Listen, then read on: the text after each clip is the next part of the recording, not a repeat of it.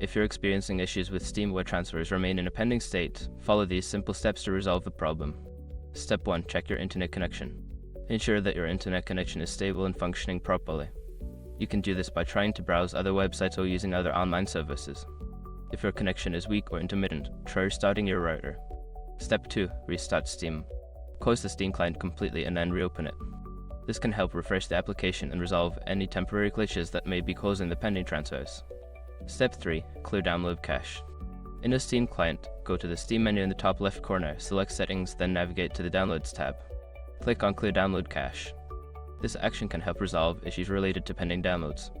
Step 4. Check for Steam updates. Make sure that your Steam client is up to date. Go to the Steam menu and select Check for Steam client updates. If an update is available, allow it to install and then restart the client.